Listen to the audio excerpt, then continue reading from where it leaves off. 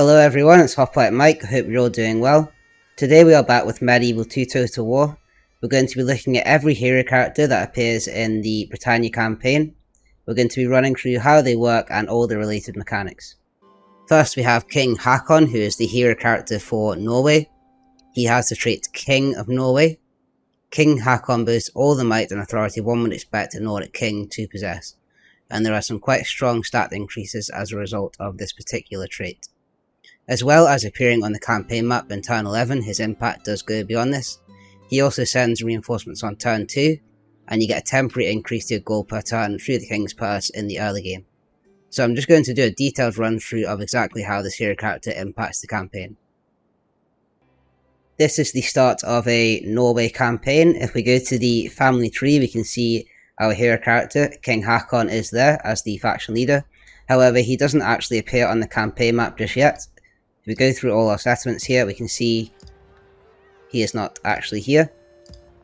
He has left his son, Prince Magnus, in charge, who is the starting faction heir. If we go to the financial overview, we can also see that the King's Purse income is 2,000 gold per turn. So I'm just going to pass turn there, and that will trigger the first wave of reinforcements sent from King Haakon. And here we go, reinforcements arrive. Our noble King Haakon has dispatched a Viking raiding party to aid in the Norwegian conquest of Britannia. This raiding party is currently in the Northwind Strait, west of Wick, awaiting the command to strike the Hebrides. In addition to these generous reinforcements, King Haakon has also seen fit to increase our King's Purse. So if we head to the north, we can see our reinforcements here. There is no random element to these reinforcements. They will always spawn on turn 2 in this location with these exact same units and boats. So we've got 2 boats here. We've got the first one being a longboat unit, which has 5 units aboard, one being a General's Bodyguard unit, and we have a second boat, also a longboat unit, with another 5 units aboard. Looking at the actual units themselves, obviously the General's Bodyguard unit is very strong. We've got dismounted Huskarls, which are also pretty decent, and we have the Sami Axemen, also quite strong. If we go to the financial overview, we can see the King's Purse has increased by 2,500 gold per turn, which is quite significant. If we look at the actual cost of these reinforcements, most units have a upkeep of between 125 and 150 per turn. The General's Bodyguard unit is slightly different. That has an upkeep. The actual General's Bodyguard unit has an upkeep of 250, and then you also need to pay wages to the General of 200, so the upkeep for a General's Bodyguard unit is actually 450 per turn. But if you take 9 units at 150, plus the General at 450, and the boats also have an upkeep of 100 per turn, then the overall cost of these reinforcements is 2,000 gold per turn, but you get an extra 2,500 gold per turn from King Haakon. So you do have extra gold to invest in further units or invest in the economy if you want to. The next point at which King Haakon impacts the campaign is on turn 11 when he himself arrives. So here we are in turn 10, and if we pass turn here, we will see that King Haakon arrives.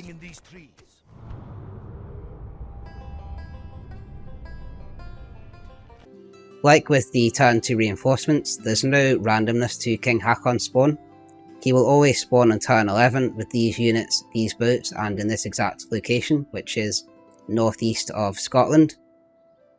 The number of boats gives the impression there's quite a lot of units, but actually it's only King Haakon's boat that has a decent number. The rest of the boats just have between 1 and 2 units. I think it's just to give the impression that there's a lot of Vikings coming over in a fleet. Altogether, there are 19 units aboard these ships, which is about a full stack. And if you look at the units individually, we do have some quite strong troops in here. We've got Gotland footmen, which are some of the strongest infantry in the game. 3 units of them. We also have Huskarls and a number of units of crossbowmen as well. In addition to the actual troops, we have the boats themselves. So we've got 4 units of the longboat, which is the entry level ship and 3 units of the dragon boat, so that will definitely help with your naval battles.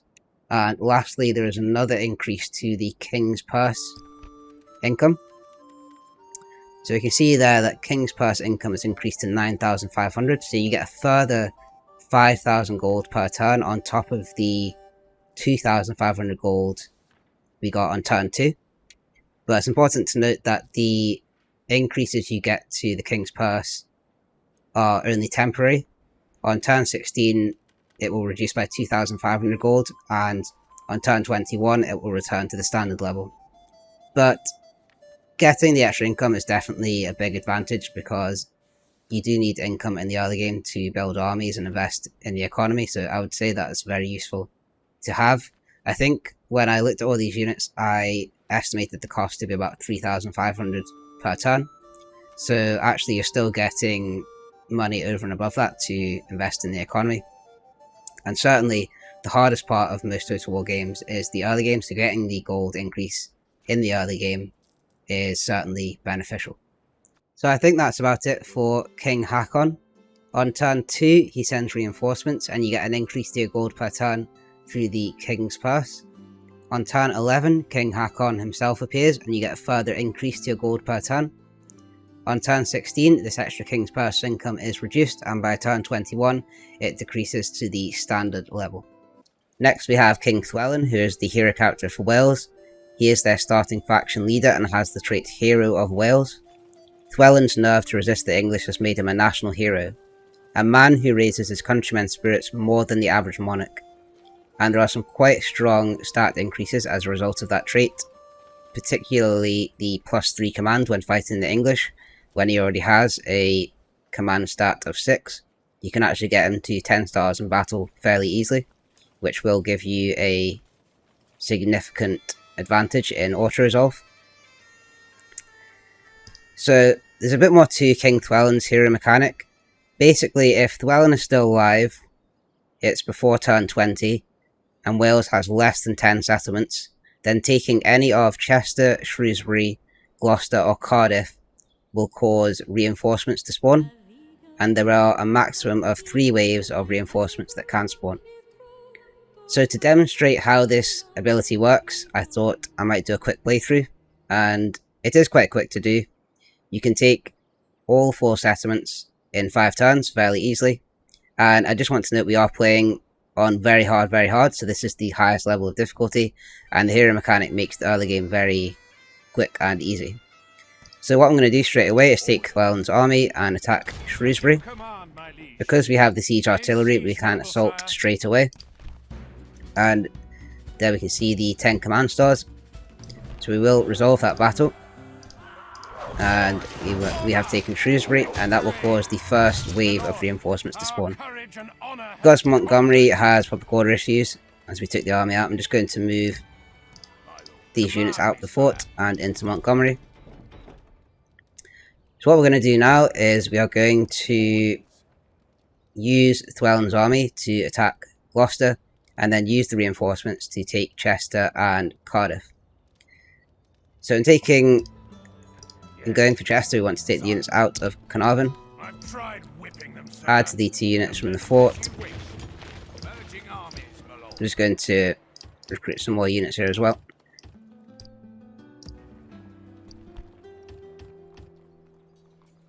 And we'll take the army to get in position to take Cardiff as well. Okay, we're going to pass turn, and we should get our first reinforcements. So this is the first wave. The Welsh make their stand. It seems that King Llywelyn's stand against the English is having a profound effect on the people of Wales. With each English border town the mighty Welsh army captures under Llywelyn's rule, the more citizens are prepared to take up arms and join the fight. One hardy Welsh militia has formed to the west of Montgomery, and another to the north of Carnarvon. So here's our first set of reinforcements. Here's a captain, 4 units, nothing too special, but the spearmen are actually quite good. They have good defense and respectable attack. So I'm going to move them into position to assist this army in taking Cardiff, and I'm also going to take this army here, these reinforcements in Carnarvon, and add them to our force that's going to go after Chester. So in the meantime, we want to go after My lord. Sire.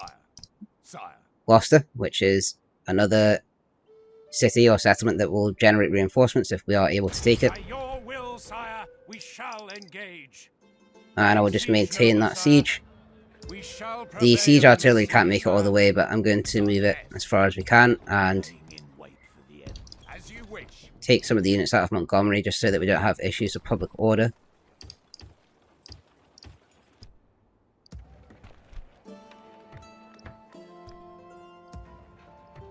My lord. Yes, sire. Okay. So in the next time we should be able to take Gloucester, which will spawn a second wave of Order. reinforcements. Yes.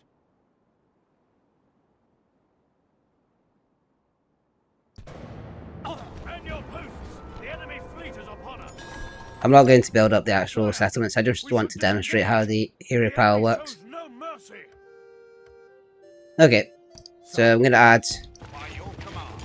these units to that army, Forces, sire. grab some mercenaries and attack As you Gloucester. command, my liege. And with the 10 stars it should be straightforward, which it is. We'll exterminate the population. So that should, taking this settlement should cause another wave of reinforcements to spawn. And then Prince Stafford, who was in Carnarvon, we've added the reinforcements we previously got in the first wave, and we're going to attack Chester. They're dead once we breach the walls, sire. Patiently orders. And we can also reinforce this army that's going to be laying siege to Cardiff. Okay, so we should get our next reinforcements. The Welsh uprising continues. This is the second wave as a result of taking Gloucester. As another English town falls on the Welsh border, more brave souls join the fight. One mob has formed southwest of Montgomery and another to the east of Carnarvon. So here's our first set of reinforcements. It's 5 units with the 2 spearmen units, which are not too bad, and our other set of reinforcements are here, 4 units. So in each wave you get 2 small stacks. So what we're going to do is take these reinforcements, add them to our army that is laying siege to Chester, and this again should be a straightforward victory, which it is. So we've used 2 sets of reinforcements to easily take Chester there. And over here we want to lay siege to Cardiff. So what I'm going to do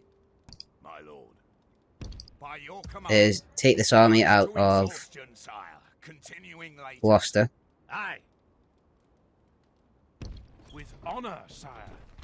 Purchase a boat. Where to, sire? Sire. My king.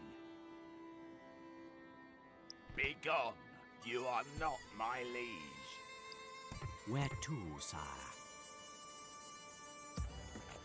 I will only address you in I think I've moved into a orders.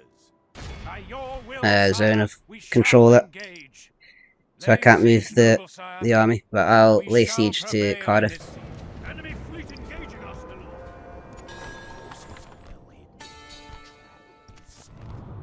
Okay, so as a result of taking Chester, we get the 3rd wave of reinforcements. Llywelyn's success continues. Llywelyn has proven himself a worthy adversary for the English, as yet another of their settlement falls under the power of the Welsh army. The last of their able-bodied men residing in the Welsh Highlands who have not yet joined the fight have formed into 2 separate militia forces, one north of Cardiff and the other to the south of Chester. So here is our reinforcements, which are north of Cardiff. This is the 3rd and final wave, so we actually get some very strong units here.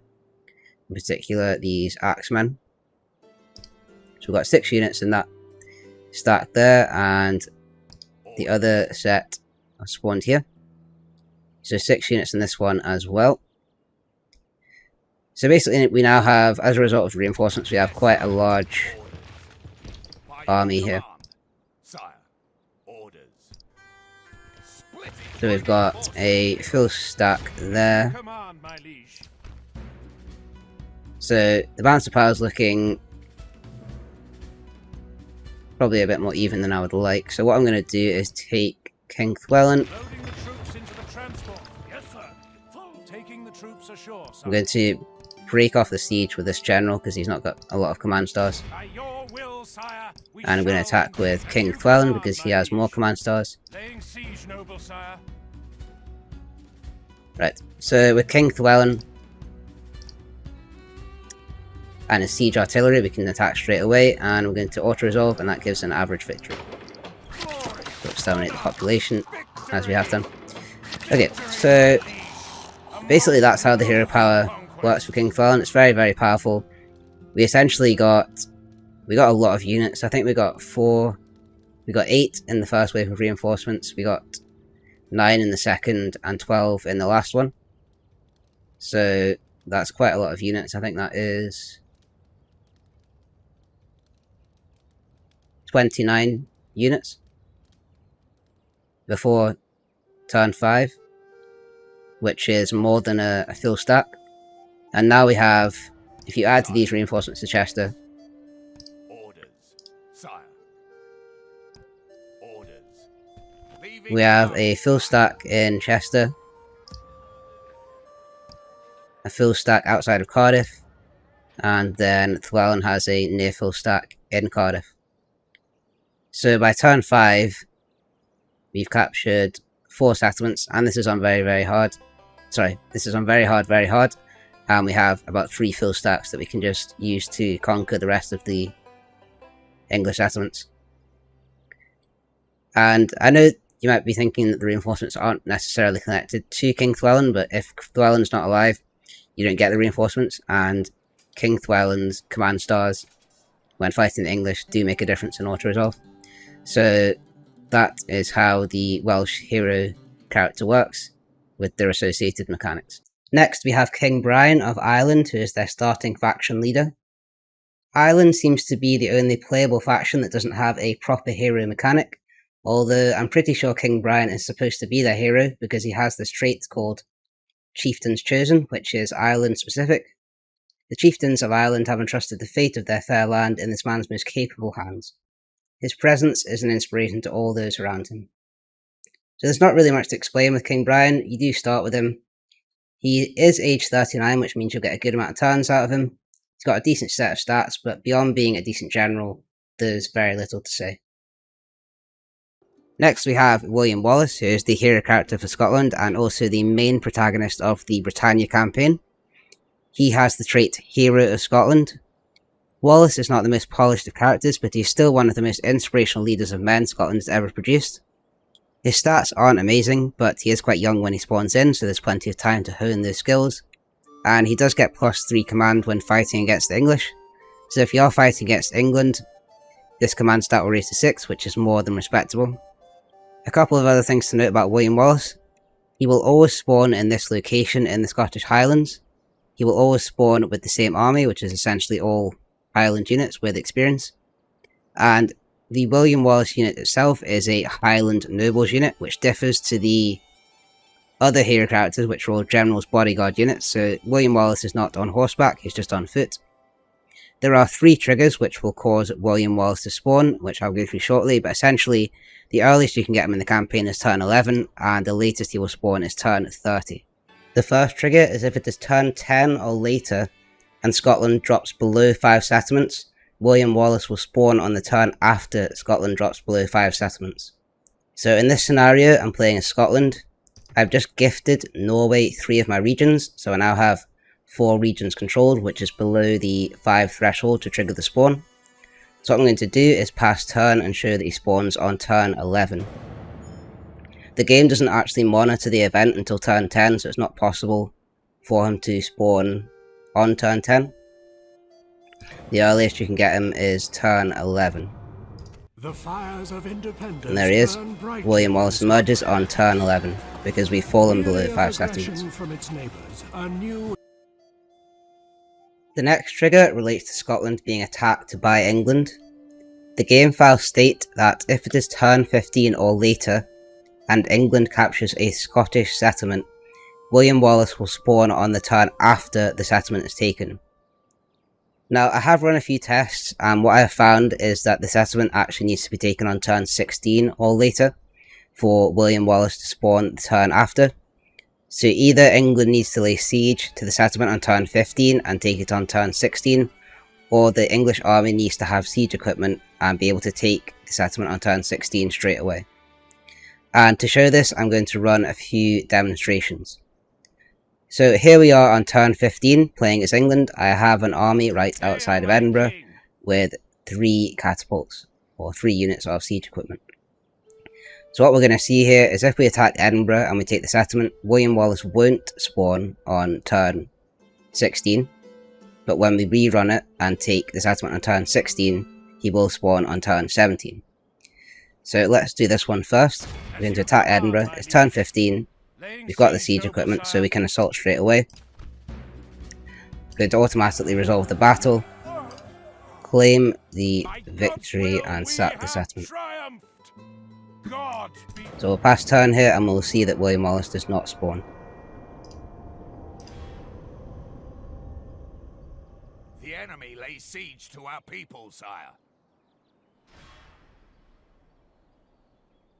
The enemy has surrounded us. We are besieged. Okay, so now it's the next turn. Edward goes on crusade, but William Wallace does not spawn. Okay, so now we're going to rerun this scenario. I've reloaded the save file and passed to turn 16. We're in exactly the same place as we were before, with King Henry outside of Edinburgh, with our catapults, but it is 1 turn later, being turn 16. What we're going to see here is if we take Edinburgh on turn 16, William Wallace will spawn on turn 17. We're going to take the army, assault Edinburgh,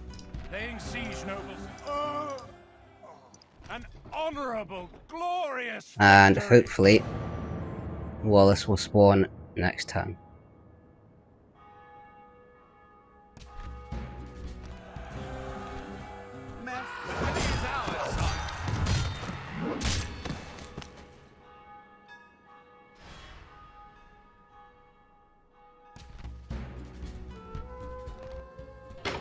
The fires of independence burn. And there we have it. brightly in Scotland. William Wallace emerges on turn 17, Weary of aggression from which its I think is the neighbours, a earliest he new can hero trigger. has emerged He can to unite emerge through Scotland's this clans. specific trigger. His name is William Wallace. Lastly, I just want to show that this will still work if you don't have siege equipment in your army. So I'm going to remove the catapults. As you wish. It's turn 15, and we're going to lay siege to Edinburgh and attack it on the turn after, being turn 16. We shall.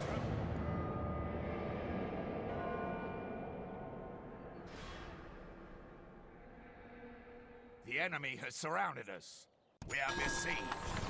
My lord, we are besieged. Okay, so we laid siege on turn 15. It's now turn 16, and we're going to capture the settlement.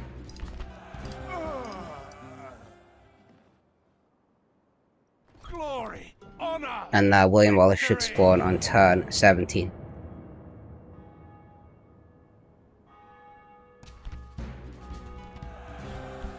The day is ours, sire.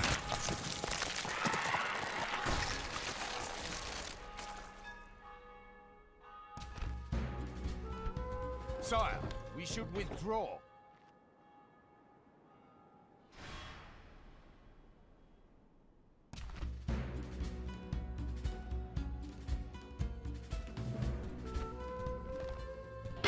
The fires of independence burn brightly in Scotland. There we have it. So Weary did of still aggression spawn from its neighbours, a on new turn hero 17. has emerged to unite Scotland's clans. His name is William.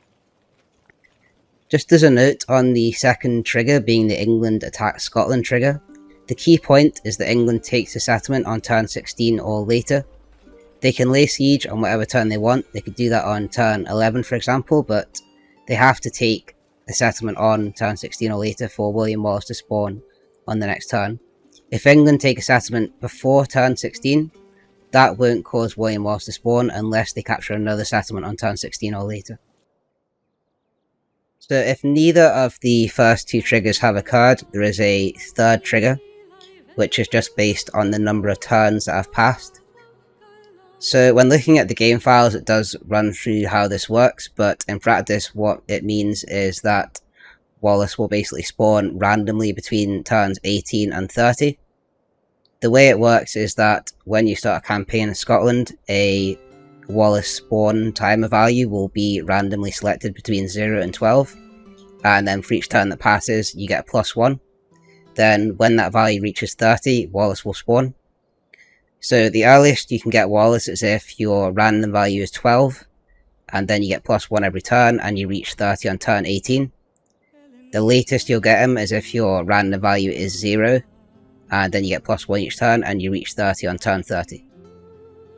So in this specific campaign, Wallace was spawned on turn 21, which means I think my random value would have been quite high, would have been 9. So yeah, I mean that's just a kind of random value, there's not much you can do about that. There is quite a big difference between him spawning on turn 18 and turn 30, because you'd expect to be significantly more progressed by turn 30, so it wouldn't have as much of an impact, but there's nothing you can really do about that unless you want to mod the game files. Here is footage of William Wallace spawning on turn 18, which is the earliest he can spawn under the 3rd trigger. Weary of aggression from its neighbours, a new hero has emerged to unite Scotland's clans. His name is William Wallace. A minor noble he may be, but behind him march thousands of warriors, each one with freedom in his heart and a sword in his hand. And here is footage of William Wallace spawning on turn 30, which is the latest he will spawn under the 3rd trigger. In Scotland. Weary of aggression from its neighbours, a new hero has emerged to unite Scotland's clans. His name is William Wallace. A minor noble he may be, but behind him march thousands of warriors, each one with freedom in his heart and a sword in his hand. Next we have Simon de Monfort, who is the hero character for the Barons Alliance. He has the trait Leader of the Barons Alliance. This man has demonstrated his ability to command others with undisputed authority, as befits his position as Leader of the Barons Alliance. For those of you who don't know, the Barons Alliance faction is effectively the English rebel faction, i.e. when an English settlement rebels, that settlement will become owned by the Barons Alliance as opposed to just the normal rebels. So for example Oxford here. Something important to note about the Barons Alliance is that there are only specific windows for it to appear in the campaign map. The first Barons Alliance rebellion can only trigger between turns 8 and 35, the second can only trigger between turns 50 and 70, and the third can only trigger between turns 90 and 110. If a settlement rebels out with those windows, it will just become owned by the normal rebels. Simon de Monfort will only lead the Barons Alliance if it triggers during the first spawn opportunity, being turns 8 to 35. Therefore, if you are playing England and you manage public order well, i.e. you don't have a rebellion between turns 8 and 35, you actually might never see Simon de Monfort because the Barons Alliance will never trigger during the first spawn opportunity. So Simon de Monfort can effectively spawn in any settlement because the Barons Alliance faction can also spawn in any settlement. But beyond that, there's not much to say about him. He is just basically a decent general. Next we have Edward, who is the hero character for England. He has the trait Champion of England. The champion of the English nobility, Edward wields both his royal authority and a blade with equally great prowess. Edward has one of the more complex hero mechanics for the Britannia Campaign. He is England's starting faction heir, but on turn 16 the Pope calls him on crusade, which means he does leave the campaign map, but he returns later with a fairly strong army. That's the hero mechanic at a high level, but now I'm going to do a detailed run through of how it impacts the English campaign. Edward is your starting faction heir. Up until turn 16 he functions just like a regular general. On turn 16 you will be asked if you want to send him away on crusade, however you will not be asked if he is in a settlement that is under siege. He needs to be free of this before he will be offered, but you don't lose the chance to send him away. If he breaks the siege, then the offer will come in the subsequent turn. Fleet If Edward dies before turn 16, then the hero mechanic essentially dies with it, and there won't be any other offers for different generals to go on crusade. If Edward is alive and not under siege, and you choose to send him away on turn 16, on the turn that Edward leaves for crusade, the game will generate a random value between 0 and 10, which will influence how long Edward is away crusading for. In the game files, this is stated to be generate random counter Edward time crusading. Every turn that passes subsequent to this adds 1 to the value. So for example, if the random value is 5 and 5 turns have passed, the counter will be at 10. Once the counter reaches 20, Edward will return from crusade. The earliest he will come back from crusade is 10 turns after he left. That would be a random value of 10 plus the passing of 10 turns. The latest he will come back from a crusade will be 20 turns after he left, which would be a random value of 0 and the passing of 20 turns. In summary, Edward will be away for between 10 and 20 turns. The exact number of turns is determined by the random value. Here is footage of Edward returning on turn 26, which is the earliest he can return. The enemy lays siege, sire. We must prevail. After a successful crusade in the Holy Lands, Edward returns home a hero. Battle-hardened and with Templar forces in tow, the English people rejoice, believing Edward can only lead them to further victories, as he now turns his attention to conflict closer to home.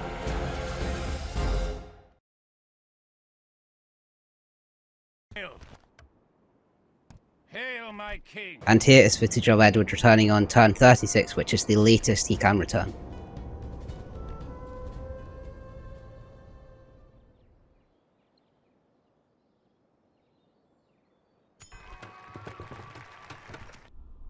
A new discovery that could change the course.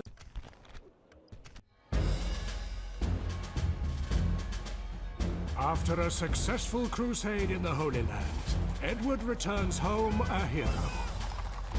Battle-hardened and with Templar forces in tow, the English people rejoice, believing Edward can only lead them to further victories, as he now turns his attention to conflict closer to home.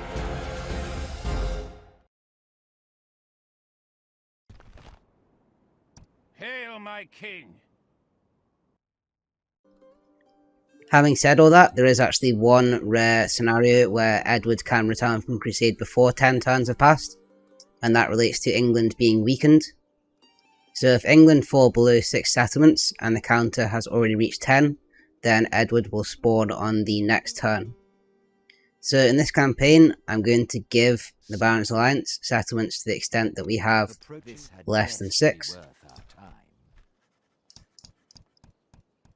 And then we're going to pass turn until Edward spawns. So I don't know what the random value is in this campaign, so it could be... So I don't know what turn he will actually spawn in, but hopefully it should provide some evidence that he can spawn in early if England is weakened. Okay, so now we're in a position where we have one region left, being our capital. Every other region that we previously had is now owned by the Barons Alliance, so we're going to pass turn until Edward spawns. Well, there he is, on turn 21, so he returned after 5 turns. The last aspect of Edward that I'd like to address is there is code in the game files which suggests that it's possible for Edward to die on crusade. There is a generate random counter for Edward's death, and if it's above a certain value, he's supposed to die, and then a different general will come back from crusade called Brian Llywelyn. However, I ran this probably over 25 times, and not once did Edward die, and I was trying to figure out why that was, because the game files assert that it's a 20% chance that he should die, so I should have seen at least one death. So I started looking at the code more in detail, and I think there's an error in there, which is why the death never happens. So that's not something that I can show in this video, because I don't think it's been coded correctly, at least to me. I might be wrong. But it's something I might look into, trying to fix myself and see if I can get it working. So that's it for Edward. He is your starting factionaire. He leaves for Crusade on turn 16 if you let him go, and he returns fairly late in the campaign with a very strong army made up of Knights Templar, Sergeants, and Crossbowmen. So that's going to be it for this one. I hope you found it enjoyable and informative, and if you are enjoying the content, please like and subscribe. I will see you on the next one.